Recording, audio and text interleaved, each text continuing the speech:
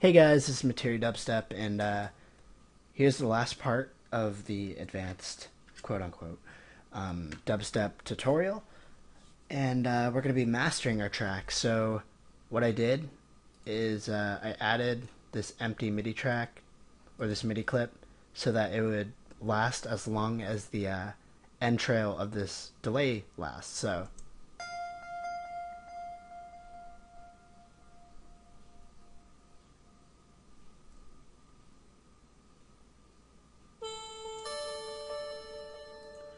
I do that because I want it to be that way. So if you want yours to come to an abrupt stop, then you could do that, and that's cool, whatever. But I kind of like mine to end like that. So let's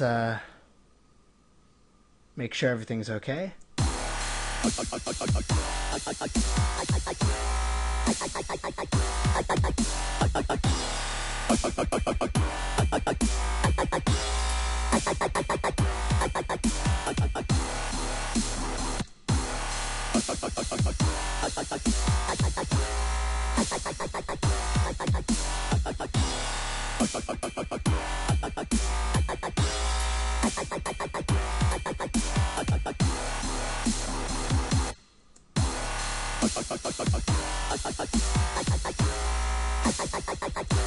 I'm sorry, I've just been having a lot of problems with this lately, so I had to delete my other video that I was working on because it was just acting up. So let's export this, spam the stop button, and go to export audio video. Turn off everything that has an on button. Just turn it off. Don't normalize. Don't render as loop. Have it as a WAV file. Don't convert to mono. The sample rate is 44/100. Bit depth is 16. Triangular as your dither option, and don't create an analysis file because it'll just take up time. So let's click OK and save it to where we know we can find it. And now I'm gonna spare you guys this wait. Yay, everything worked. So let's go to File, New Set. First off, let's set this as our project file that we our song is at. Mine's at 140. I don't know what yours is at, so do that. You can delete this MIDI track and the return tracks. They're unimportant. Now you can drag your track in, either from the file explorer inside Ableton or just dragging it on like I did. First thing we're going to do is drag it so it starts at 1. And let's click on it. Go here and we can see it's warped. We don't want that. Just click the warp button and it unwarps. You also see that there's like this arrow that it's not all the way on. So just bring this all the way back, all the way to the front, and make sure this one is all the way to the back. And now your track should be all there.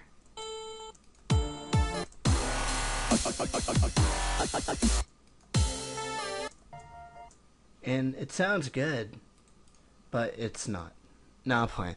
It's we just want to master it so it sounds a little bit more professional. And I have an example so you guys can hear the difference. I'll drag this into Ableton as well. Let's unwarp this, and you guys can actually hear the difference. So I'll put it right here.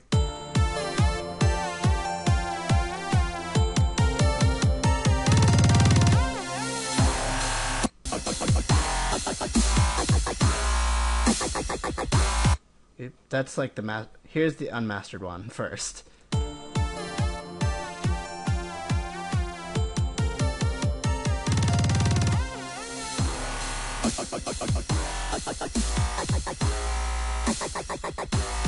Mastered right now.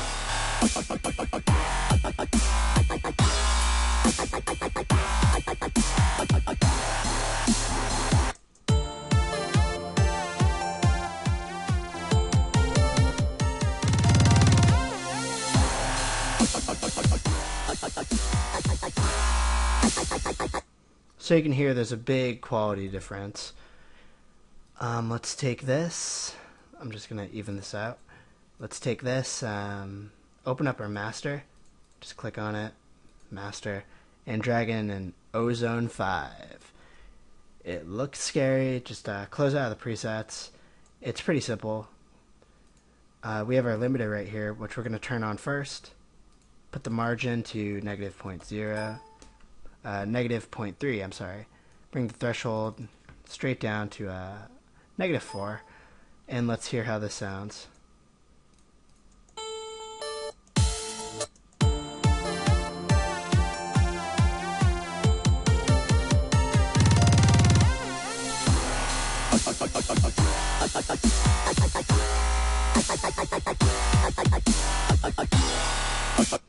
And this is just a limiter. So just play around. You can see every time that it's like setting off the limiter, it goes down right here. So I usually try to get as little as I can, although people usually like go all the way down, which is crazy. I would never do that. It sounds so bad. So like right now I'd be at like -4.3, and let's see how this sounds.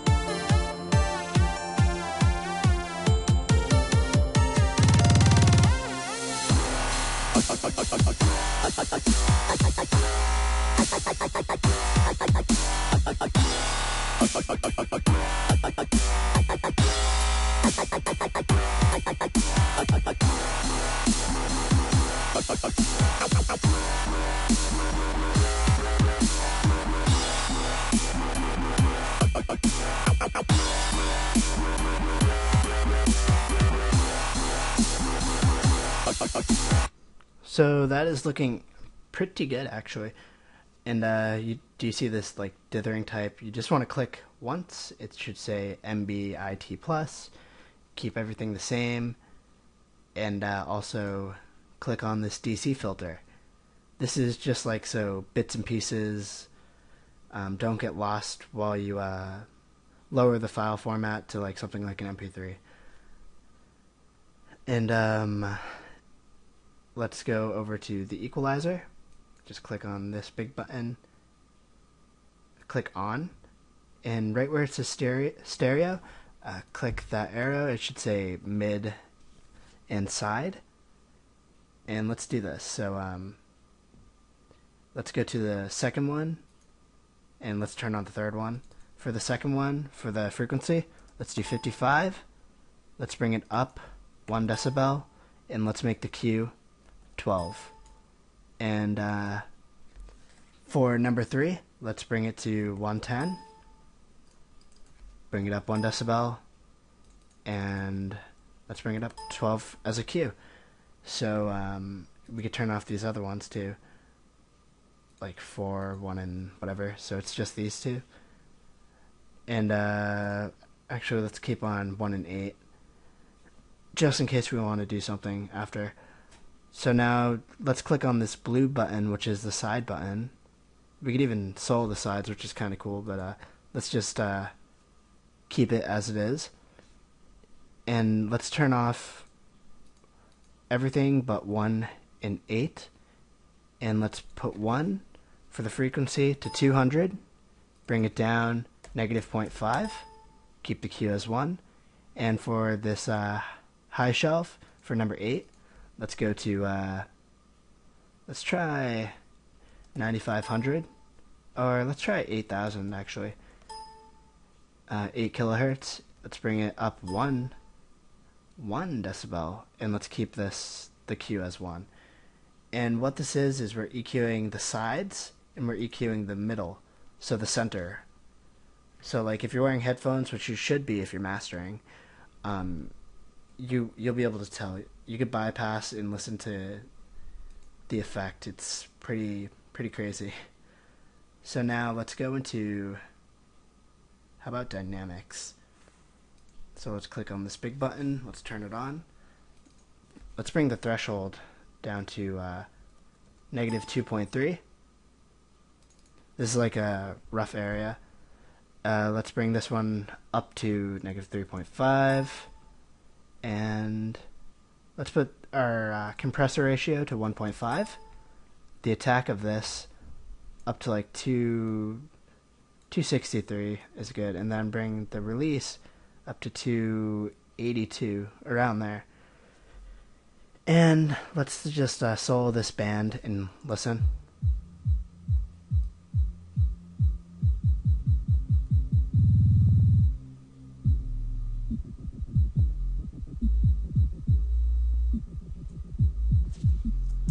What I did is you solo it by pressing this little S up here, and then you can move this over, and I'm just trying to listen to see where the lows are really at. Like, I'm trying to get the high lows. Sounds weird, but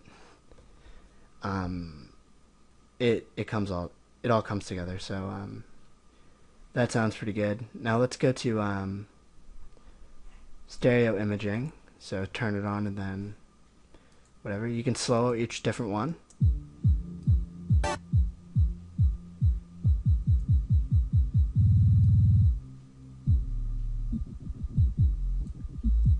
And then you can listen to what it does. The stereo imaging is just like widening your sound.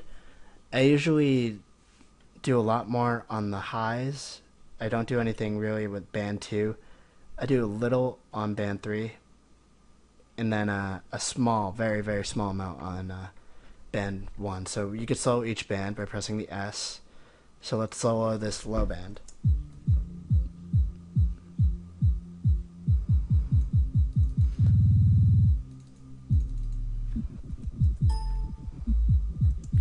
So you can see I only brought it up 0.5%, and it worked. It sounds pretty good. So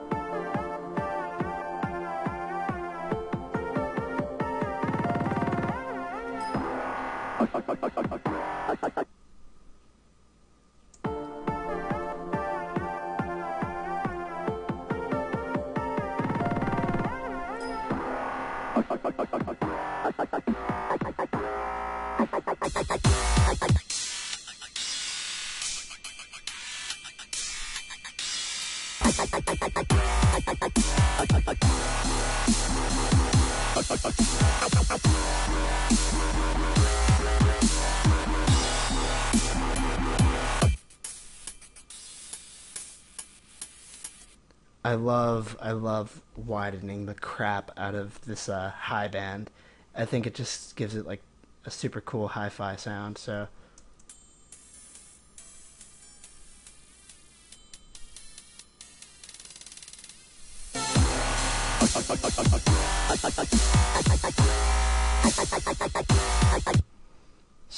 you could always turn it off and see how it sounds without.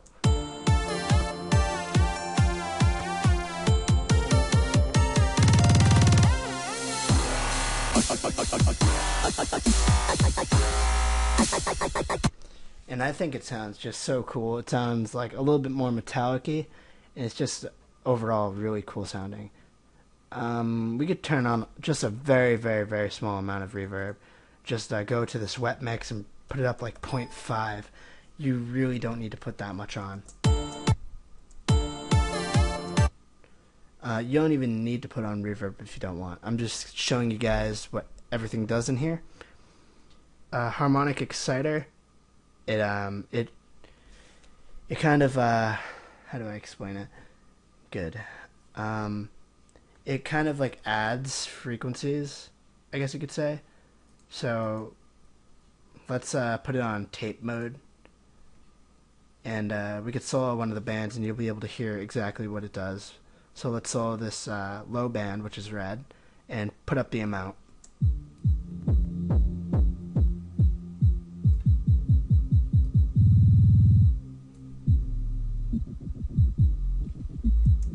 It's like subtle, but it sounds really nice. So let's solo this middle one and see.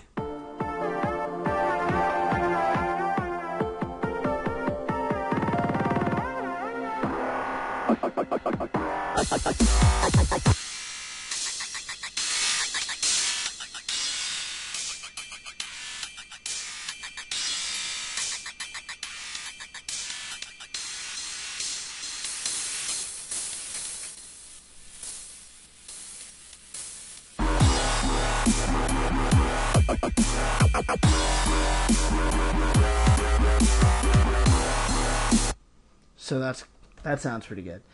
Let's check our EQ again. Okay, so now for our post EQ, what I usually do is I turn off everything but 1 and 8. I change 1 to a high pass flat, and I put it to 25 hertz. And for 8, I put it on a low pass flat.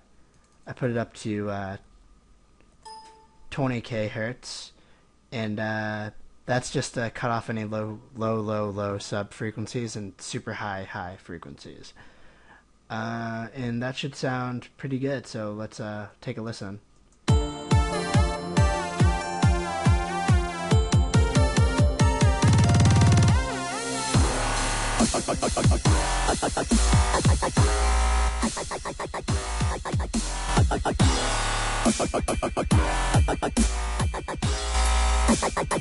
So you can hear the difference. It's pretty crazy.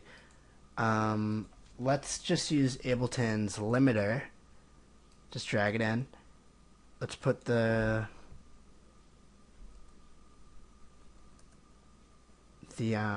ceiling up to what about -0.1? Yeah, and that's just because when you do it in Ozone and you put all that crap on, it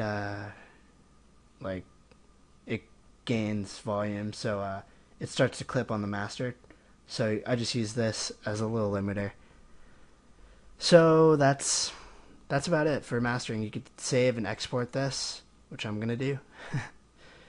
And I hope you guys you enjoyed this tutorial. Tell your friends.